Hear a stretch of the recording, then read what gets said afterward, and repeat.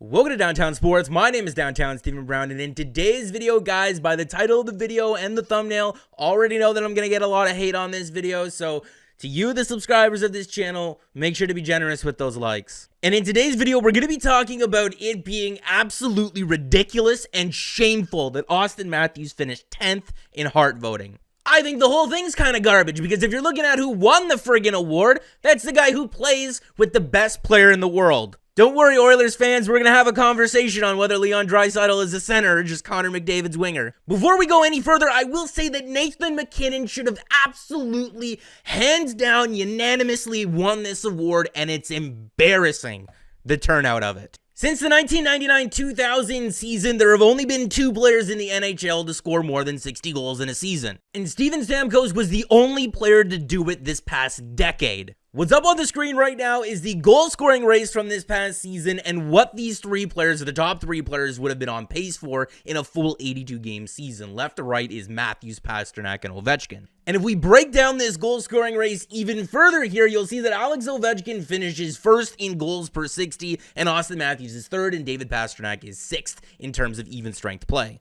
And then if we look at the power play here, you're going to see David Pastrnak's goals per 60 on the power play absolutely insane, but he played 264 minutes on the power play this season. You got to scroll down to 12th to find Auston Matthews, who played 40 less minutes on the power play this season. Didn't score as efficiently as him, but again, 40 less minutes. And you got to scroll all the way past William Nylander and down to 39th on this list to find Alexander Ovechkin, who played over 100 more minutes on the power play than Auston Matthews did this season.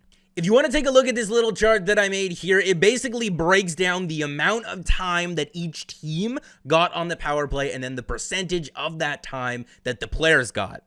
I'm just saying that Auston Matthews had less to work with than these other guys, and it was still that close. Not to mention the fact that Auston Matthews played on a team for a coach for 23 games this season that literally was quoted on calling goal scoring dumb. But yet he was still on pace for 54 goals in an 82-game season this year. I don't really think it's so friggin' far-fetched to think that if Auston Matthews didn't have to deal with Mike Babcock and his attitude towards goal scoring and was actually given the same opportunities on the power play, that he could have cracked 60 goals this year. I don't even really think that it's going out on a limb to say that he will score 60 goals next season. Not to mention the constant injuries that the Maple Leafs had to deal with all season long, missing John Tavares and Mitch Marner significantly this season, and basically not having Morgan Rielly the entire year because he admitted to playing hurt.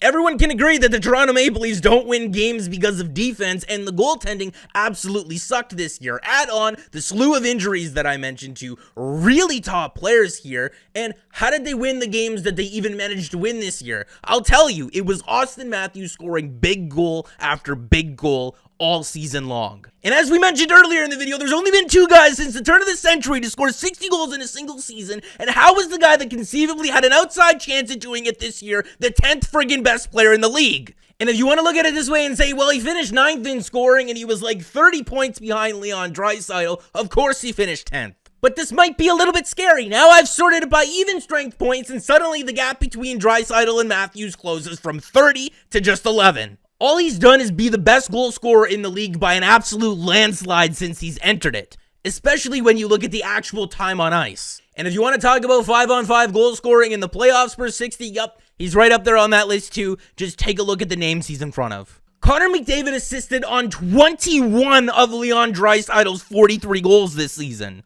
And Leon Draisaitl assisted on 16 of Connor McDavid's goals this year. That's 36 total points, resulting in either McDavid assisting on Draisaitl's goal or Draisaitl assisting on McDavid's goal. They played almost as much ice time together as they did apart. Which one is it? Is Leon Draisaitl the MVP of the league, or is Connor McDavid the best player in the world? Nathan Mackinnon had 43 more points than the guy in second on his team. And if you care to look at some advanced metrics from this past season, here's the 10 guys that finished ahead of Auston Matthews or are tied with him, Evgeny frickin' Malkin, excluding Connor Hellebuyck because he's a goalie and that's not a filter option on this website. I'll concede here, okay? The top 3 vote getters, Draisaitl, McKinnon, Panarin, fine. Whatever. Connor Hellebuyck won the Vezina Trophy. Roman Josi won the Norris Trophy. The best goalie in the league. The best defenseman in the league. Fine. But David Pastrnak? Brad Marchand? They play on the same line together too that also features Patrice Bergeron. Evgeny Malkin? Jack Eichel? That's how you know this list is a joke, when Eichel is higher than Matthews. You know what? After cropping this list and flipping it upside down, I like it a lot more. This is like golf, right? Lowest score wins? Because you know what this is? The media will happily use the Toronto Maple Leafs as clickbait cows whenever they want to write their articles, but when it comes time to actually giving the players on the team that deserve recognition, they run away like babies because they're scared to be called homers. And don't tell me that the Toronto Maple Leafs get more media coverage than any other team in the league. 80% of that is them shitting on them. The NHL's Twitter and Instagram does not friggin' count. 10th place. The PHWA should be ashamed of themselves. So make sure to like the video if you did like it and subscribe for more, because more is always on the way. And guys, remember, if you think Auston Matthews was slotted correctly on that list at number 10, you're just wrong. And it's okay to be wrong. It's fine.